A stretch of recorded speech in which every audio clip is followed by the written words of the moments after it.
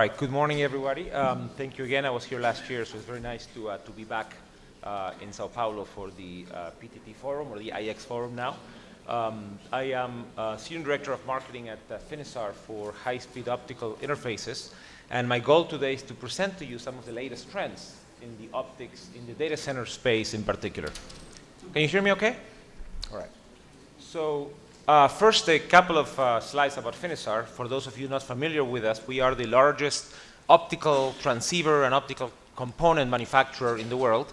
We've been around for 26 years. We're really the pioneer in pluggable optics that many of you use. You buy them from the switch manufacturers, router manufacturers, and some of you buy them directly from ourselves, from Finisar.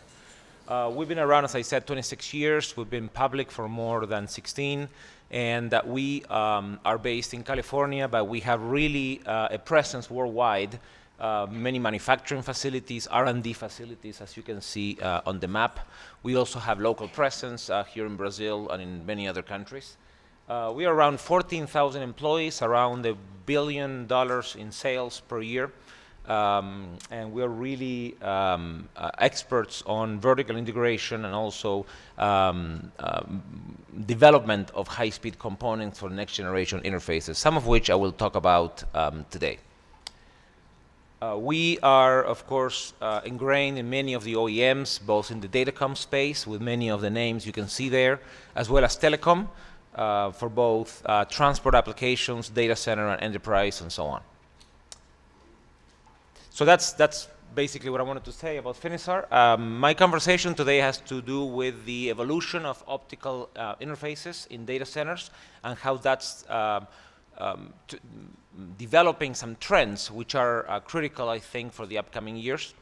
As you know, many of the components or the connections are evolving quickly. They're going from 10 gig and 40G in the server and the switch to now 25G and 100G. In those same locations.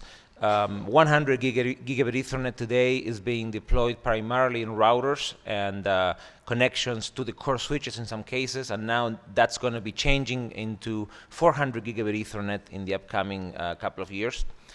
The industry is preparing itself for the next jump after that, specifically 50G to the server, as well as 200G to the switch, and beyond 400G to the router. And that there is discussions of what that's going to be. It's going to be 800 gig, maybe 1 terabit per second, maybe 1.6 terabit per second. So I will touch on some of these trends in my upcoming slides. The most significant trend, as many of you know, is the evolution of the data center architecture, primarily the hyperscale data center, who's really the driver for the new architectures. So the large data center is changing rapidly, as you know, from a traditional three-tier architecture to a two-tier, much flatter deployments with a lot of east-to-west traffic, a lot of flat, virtual machine to virtual machine traffic that tends to have different requirements for the optical connections, be the length of the optical connection, the power given the amount and the density of those optical connections in the switches and so on. So our challenges over the last several years and the next several years have been many to accommodate this new reality. The primary change has now that the rack is the minimum building block. So everything revolves around the rack.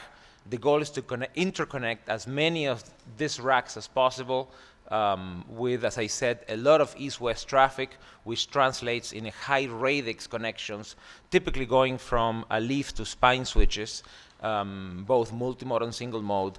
And that actually is shown in this slide. If you look at what the hyperscale is doing today, you have interconnections that are doing 10 gigabit per second massively to the server, and that's being done by using multi-mode optics as well as copper, DACs.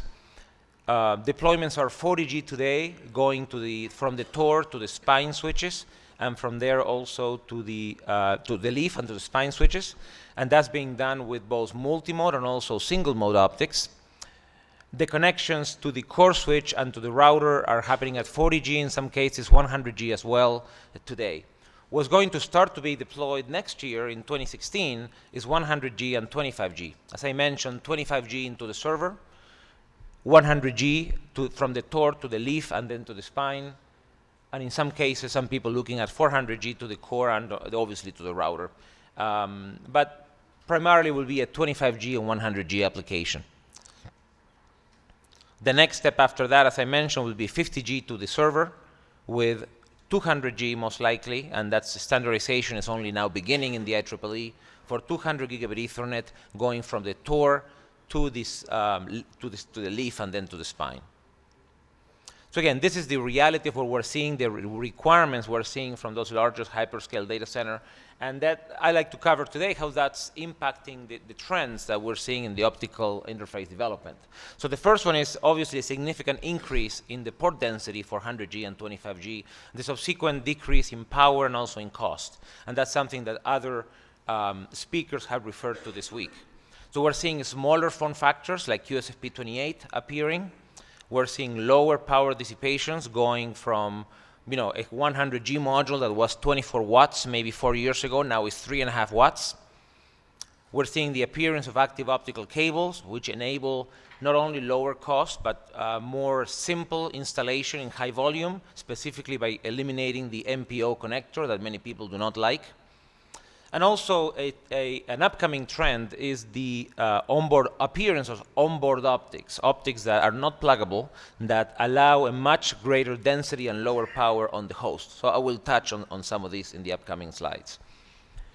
The first one is the evolution of the form factor from a CFP, 100G CFP module that you could see from like 4 or 5 years ago on the routers primarily, and also in the transport equipment for client, to a CFP2 being installed today, CFP4 next generation routers, and now ultimately QSFP28. And that's really the form factor that will be deployed in Ethernet switches.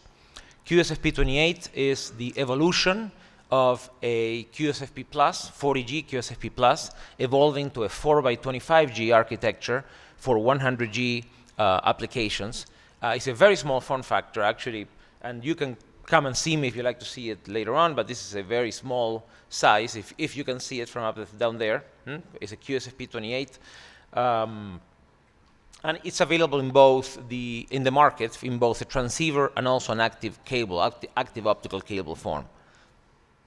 This module is not only being used for 100G connections, but also for 4x25 Fanout, breakout to servers. So again, you could use a QSFP28 as a point-to-point between two switches, for example, and that's certainly something that will start to be deployed, as well as a fan-out application from a TOR, from a top-of-rack switch, fanning out into 4 different servers running at 25G per second. Or a combination of the two. You can have a shuffle, typically between leaf and spine switch. For redundancy, people break out 25G going to different switches, or a combination of the two. So it's a very flexible form factor that allows again, enables some of these more modern architectures in the hyperscale data center. The module that I mentioned there is 25G. So 25G SFP28 is also now available in the market. This again enables next generation servers or NICs in the server. Some switches are also planning on using 25G individual ports, and will be available or are available in both a transceiver and also an active cable, active optical cable form. These are typically 1 watt modules, are the evolution of the SFP Plus at 10G going now to 25G in the same form factor, basically SFP28. So that's also one of the trends, again, lowering the power per bit and the size per bit that is being deployed. The last one I mentioned is board-mounted optics. This is the onboard optics, now eliminating pluggability. These are modules like the one you can see on the left here. It's a very small module, around 1 inch to 25 millimeters inside on the side. This is a heatsink on top, and you can see it here deployed in a very high-density configuration around the ASIC. And that's being used today already. It's being used in servers, in supercomputers rather. It's being used in routers, for some routers for interconnects between chassis of those routers. And a few switches in the market for data center are using it as well, not very many. But this technology today is available at 10G and 25G. It's being deployed at 12 channels by 10 gigabit per second, also at 12 channels by 25 gigabit per second, and we're already working, the industry is working on 50G per channel to, again, enable the next generation of massively dense deployment of very short interconnects. So you could expect to see more and more of this onboard optics for very high density switches also in data center.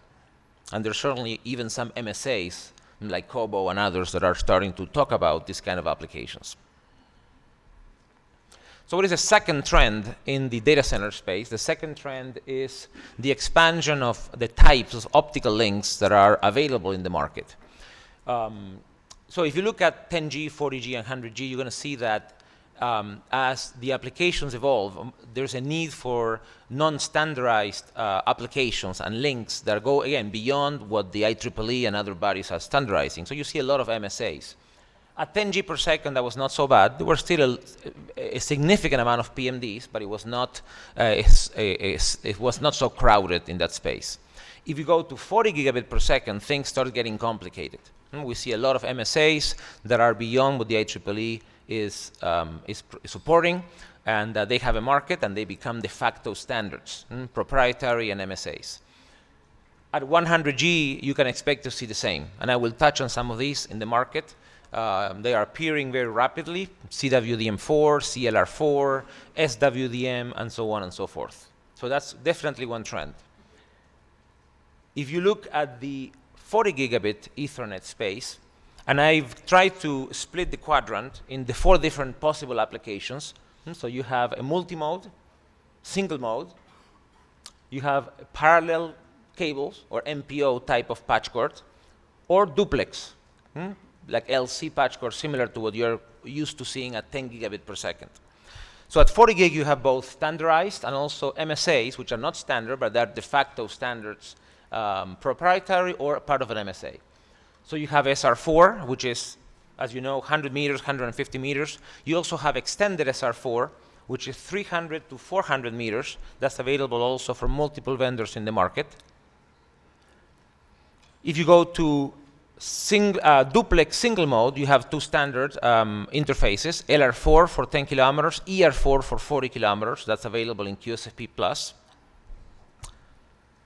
Parallel single mode, there's no standard, but there's MSAs. There are people or proprietary modules of vendors like us and others that are supporting that application. That's a parallel single mode.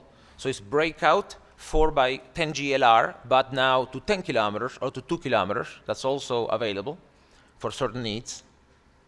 And the last one is the most interesting. The last one is duplex multimode. So it's basically using the same fiber you're using for 10G today, which is LC multimode, but for 40G. And that there are efforts in the industry that I will discuss next to enable that possibility. There is one early product out there that is called LM4. It's a MSA, was a proprietary interface. It's not a standard that allows that use today. It's basically a single mode module being used over multi-mode fiber. So it is relatively high cost, similar in cost to LR4, but it allows you today to use that multi-mode duplex fiber for 40 gigabit per second. But there are other things coming that I will discuss.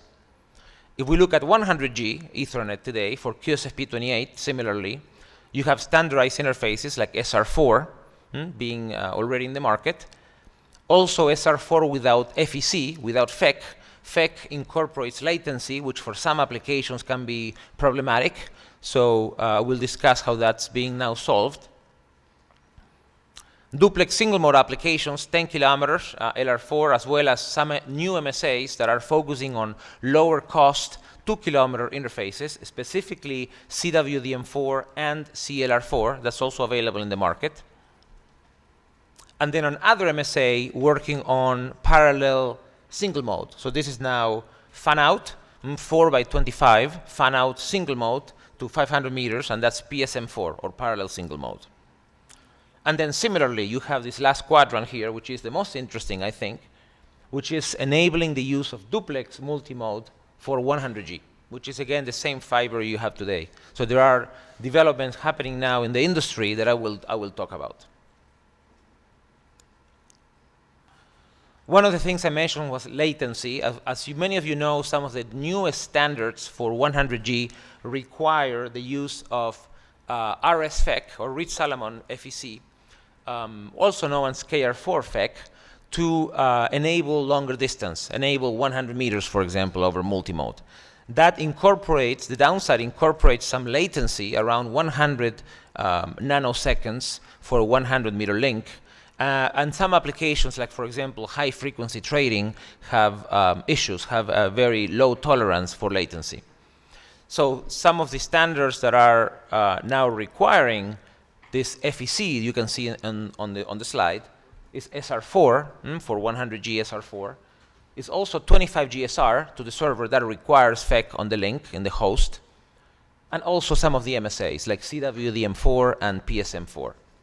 So let's look at latency in more detail, right? If you look at a multimode link, the latency itself of the propagation of the bits through the fiber over 100 meters is around 500 nanoseconds. So if you add another 100 nanoseconds for the FEC, that is a 20% increase. So it's a quite relevant, it's a quite significant increase in that total latency. So there's more on that coming up in the next slide.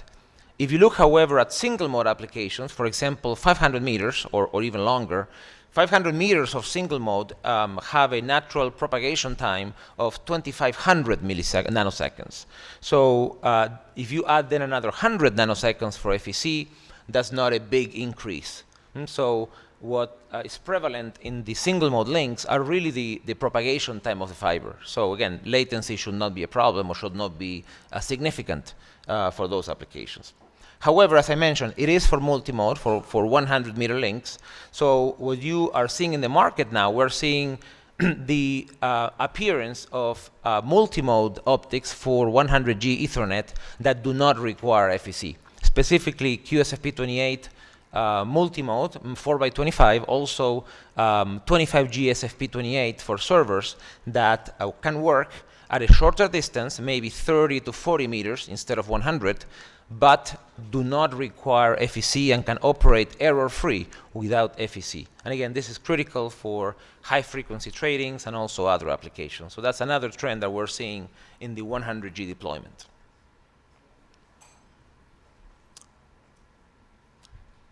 What is the third trend we're seeing in data center market is the need to reutilize the existing fiber plant, 10G fiber plant, now for 40G and for 100G.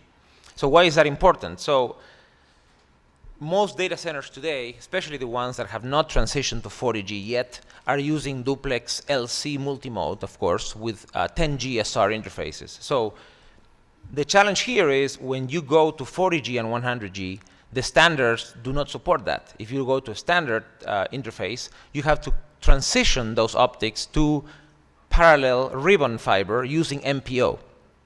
MPO has its own problems. Many people don't like it. It's also expensive to change all the fibers in your data centers. So the industry has been looking for solutions that do not require that change of fibers. So SR4, of course, requires a change. You could use LR4, but that's expensive. And it also requires single mode, which, again, is not available. So how do you use that same fiber that you have today? So there is an industry standard now, or an MSA, or an industry group called SWDM Alliance that was recently formed. It's a group of companies. Finisar is a founding member. There are other optical vendors, also OEMs that support the SWDM Alliance. And the proposition here is to use a technology called SWDM, which is similar to CWDM. It's 4 wavelengths at 25G, but now operating around 850 nanometers. And that's the area that's optimized for multi-mode fiber. So this allows the use of existing duplex multi-mode fiber for either 40G, 4 wavelengths at 10G, or 100G, 4 wavelengths at 25G, over similar distance that you use today for 10G. So again, we're a member of that. I won't be getting into the details here because of the time, but there's more information on the web. So we see this as a very interesting development in the market to fill that last slot that I mentioned earlier. So you see now two different solutions. One is bidirectional. There is one solution out there today called BiDi or bidirectional. It's using both fibers for communication. That is actually a proprietary solution for one optical vendor, and it's only supported, to my knowledge, by one OEM. So it's not a widespread market availability. The SWDM4, which is now being tested by some OEMs, some OEM system suppliers are testing SWDM, we believe will be more widely available, and it's a more natural evolution to go from 10G to 40G. And similarly, at 100G QSFP28, for that quadrant, SWDM4 is also available now. It's being tested actually by OEMs for duplex multimode 100G.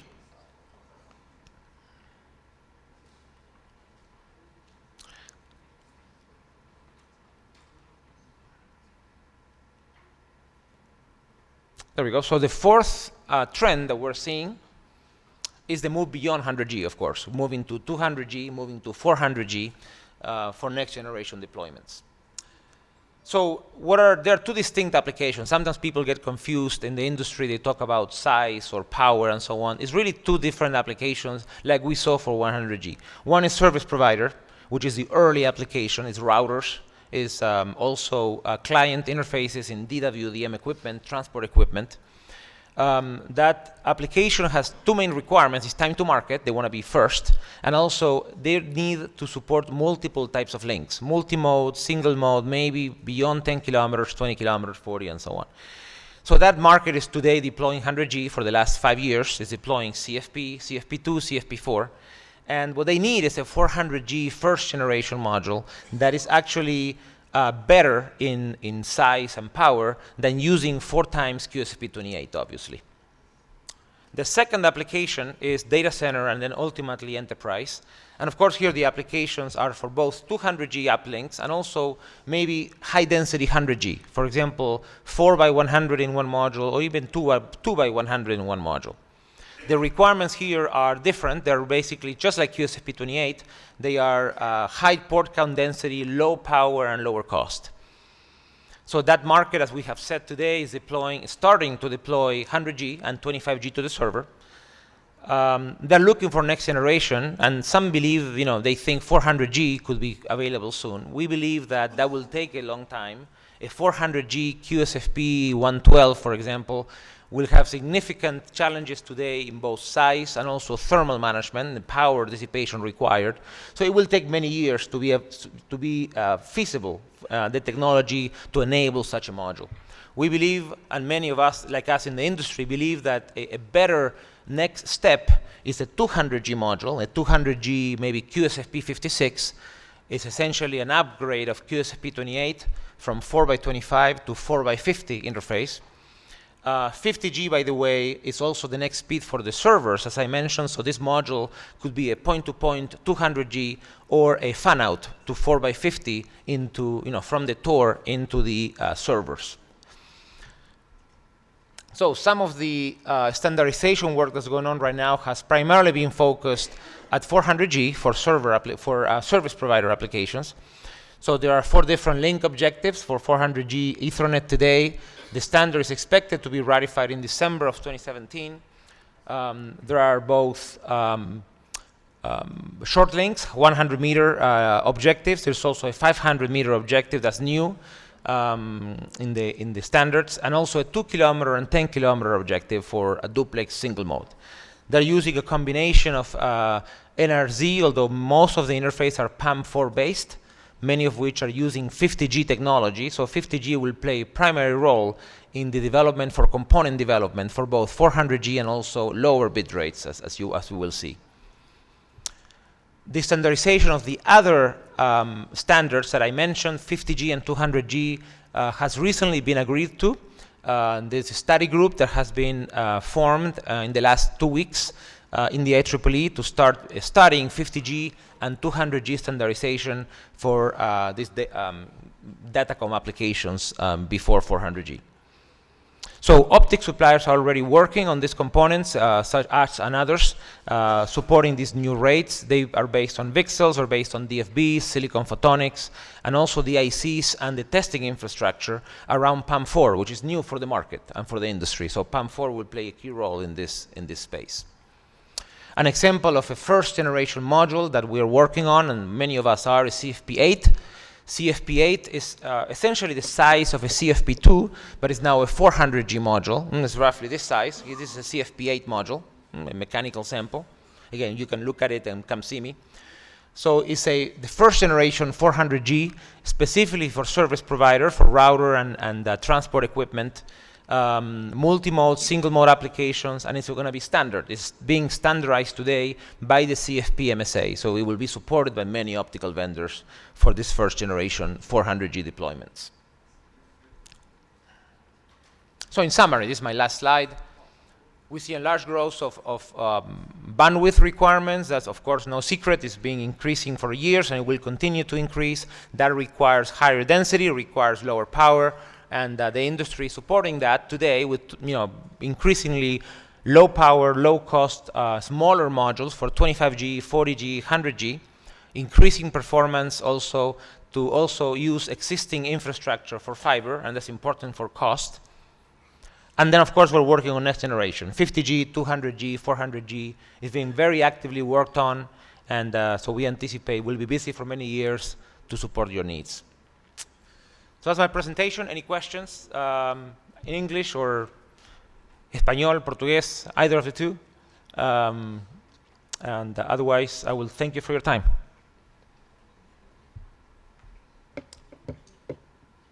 Oh, I don't need it. No. Yeah.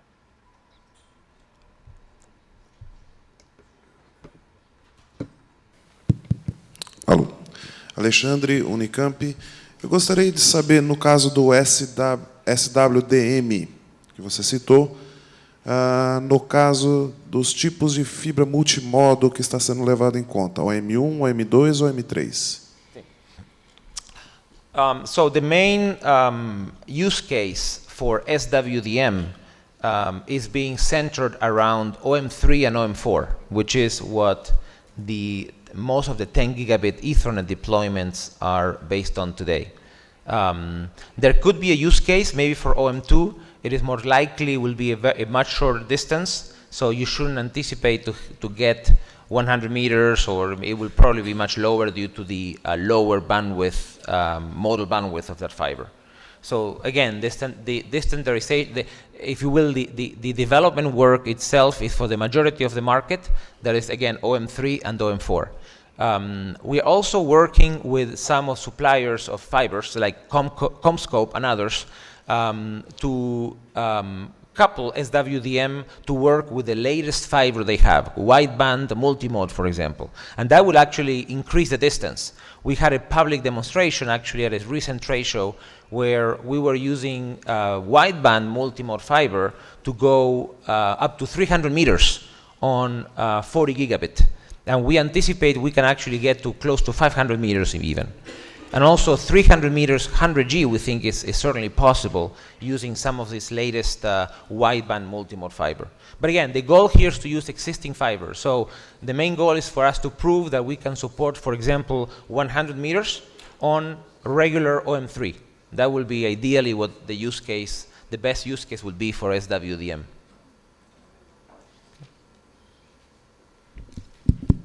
Thiago, da Algar Telecom. A pergunta é para as interfaces de 100 GB num ambiente um pouco maior do que um data center, quando a gente vai para um ambiente metropolitano. O que a Finisar tem em vista, o que está produzindo ou pesquisando para interfaces de 100 GB com alcance maior do que 10 km. Correct. So beyond 10 kilometers for 100 gigabit per second, you only have one standard out there, which is ER4. It's 40-kilometer interfaces. Right now, we are working on the component technology on how to fit 40 kilometers in a QSFP28. The problem with existing standards called ER4 is that the way it was defined back in 2007, was with the existing technology at the time. And that was not an APD. It was based on requiring optical SOA, or basically an optical amplifier inside the module, and also EML laser technology. That architecture requires a lot of power. It also requires space, and it makes it very difficult to fit in a small module as QSFP28. We have been working in the industry to propose what we call ER4F, other people call ER4 Lite, and it's an APD-based interface to enable to use smaller form factors up to 40 kilometers, to enable to use APDs, DFB lasers that are suitable to fit under 4 watts, under 3.5 watts inside a QSFP28. So we foresee that module to be available maybe within the next 1 to 2 years. That's what we think the technology will enable. Until now, 40 kilometer has been a very small market for 100G. So it is certainly feasible to have big modules like CFP or CFP2. There are not many in the market, and the reason is there's a very small market for it.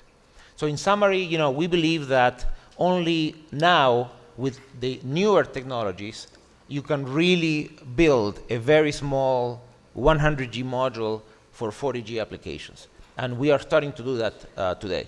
That's not available yet. To go beyond 40 kilometers, that's much harder, especially since you go at 25G per channel.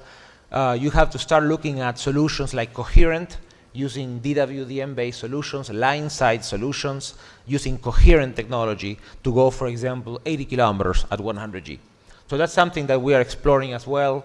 It is not clear yet what is the form factor that the market will require, but we're certainly working on the fundamental technology to enable us to go 80 kilometers for 100G. But again, it will be high power and relatively expensive. Obrigado. De nada. Ok, gostaria de agradecer ao Christian pela excelente apresentação. De nada. Obrigado.